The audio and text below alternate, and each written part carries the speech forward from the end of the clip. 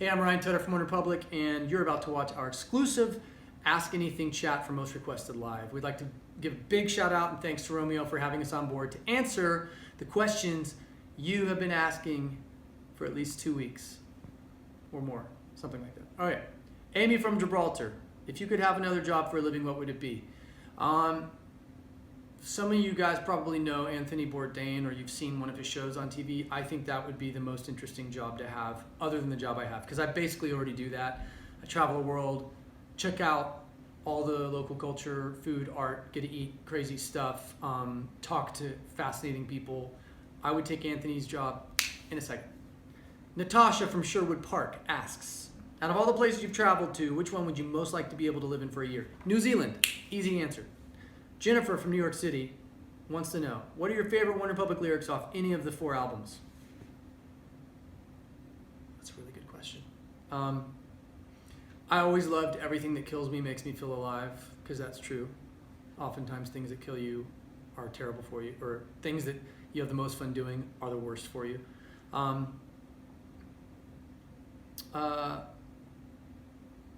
love the lyrics from Stop and Stare. I feel that song every night that we do it. And there's I'm trying to think. Off our second album, off Waking Up, my favorite lyrics are from a song called Fear, actually.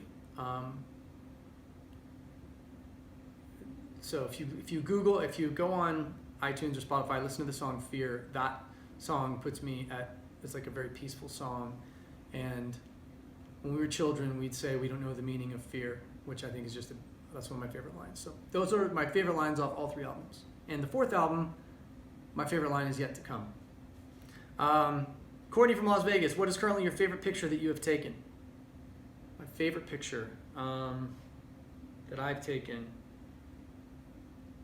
I took a picture the other day, right when the attack in oh God, there's so many attacks, I'm losing track of where it took place. There was a horrible, I don't know if it was the Turkish coup or what was going on. It might have been another attack in France. It might have been Nice. I think it was Nice, actually. Yeah, it was. Right on the same time that Nice happened, I was sitting here thinking about how terrible the world feels like it's becoming and just what a dangerous, nasty place it's turning into. And at that moment I turned around. I was in New York, in Westbury, New York. And the most beautiful, beautiful skyline I'd seen in months, with clouds on the ground moving towards me, was like right behind me. So I turned around and snapped a picture, and I posted it. I was like, it's still a beautiful world. So that's my favorite picture I've taken in a long time, because it was just the moment. It was almost like a reminder from up above that it's still a beautiful place. Kaylin from Kokomo, will there be any cello or glockenspiel on this new album? Yes. We wouldn't be OneRepublic if we didn't have glockenspiel. Heather from Toronto, hello, what's the weirdest food you've ever tried? Thanks, and I love you guys. Thank you, Heather. We love you too. Weirdest food I've ever tried is it's disgusting. It's a shot glass filled with raw quail egg, a raw oyster, yuzu, sake, and like what am I forgetting? A little shot of Tabasco, and like salmon eggs. Basically it's the equivalent. If everybody at your table spit into a glass and then you shot it, that's what it tastes like, that's what it smells like, that's what it looks like. It's the grossest thing I've ever had, and apparently it's a delicacy at some like sadomasochistic sushi restaurants.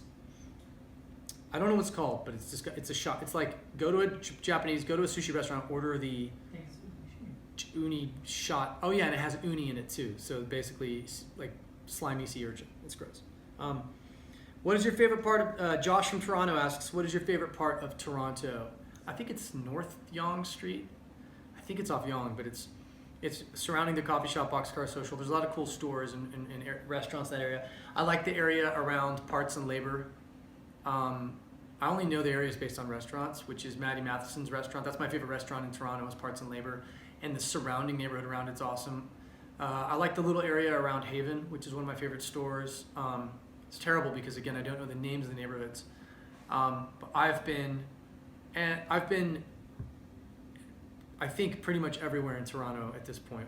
And whenever I'm there, I run around town a lot. What's North Queen? Where were we last time? I fell in love with this area. It's like the up and coming area in Toronto. East Queen, North Queen, East Queen, something Queen Street or Queen District. It's like, I want to say it's East, but I shot some video there, like what was it? Some kind of CrossFit studio, and everything in that area was incredible. I tweeted it, so if you go on our Twitter page, you can see that's my new most favorite place in Toronto, is that area. It's like Upper Queen, East Queen, North Queen, something like that. Sorry, I couldn't be more helpful. Ezra from Istanbul asks, if you could swap jobs with someone for one day, what would it be and why? Well, Istanbul, we love Istanbul. Very sad about what's been happening there lately, but hopefully everybody you know is safe. Again, I would say Anthony Bourdain, because that would mean I get to go to places like Istanbul and Ankara on the regular, and New Zealand and Switzerland and Israel and Brazil and Japan and who knows, maybe even North Korea.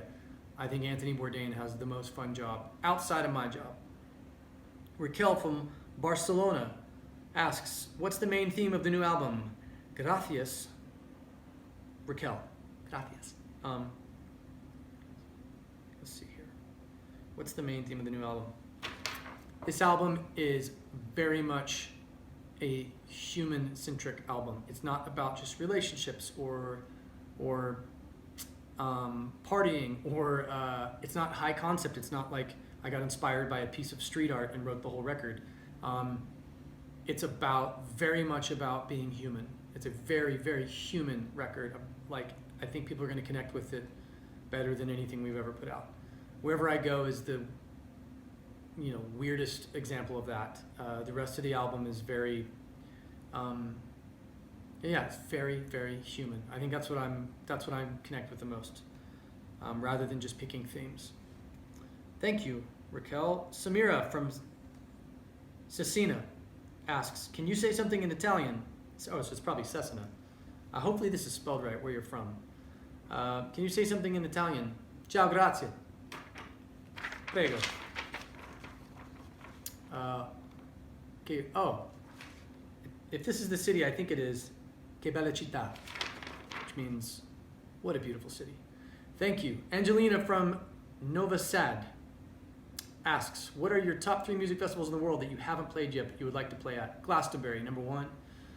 Number 2, the festival in Iceland. There's a festival, I don't remember the name of it, but would like to play that one.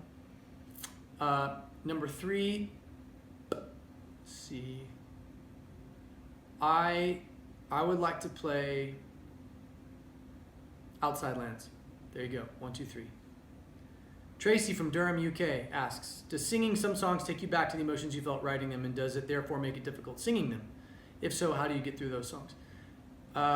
Yes, every now and then some songs make me feel very emotional while we're doing them in concert. Come Home probably makes me the most emotional. We don't do it every night, but it takes on a different meaning for me every time I sing it, and there's 2 or 3 songs that on some nights I get really emotional, like on the verge of crying when I'm singing it. And a big part of that has to do with the crowd. If I see someone else like crying, or like how they're responding to it affects how I feel.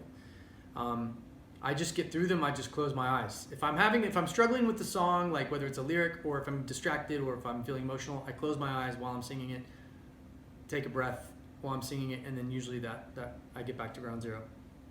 Thank you, Tracy. Leah from Waterloo. I've been to Waterloo. I think that's in Belgium. What other names did you almost call the group? Republic was the first name. That's still the name most of the days I wish we had. One Republic, I like the name a lot, but I wanted it to be one word. I always wanted it to be Republic because I just liked how simple that was and strong. Other names that we had thought about, Maps. That was a name.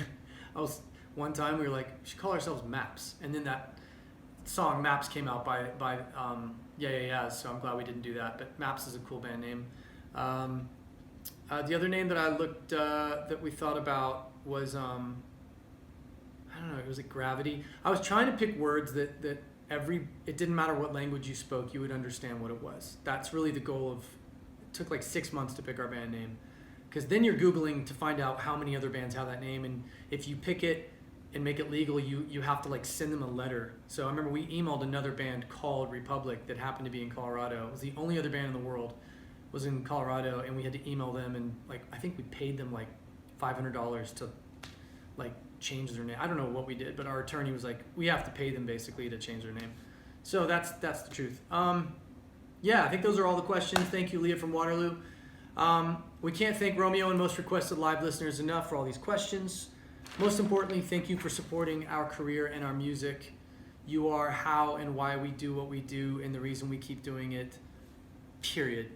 Thank you.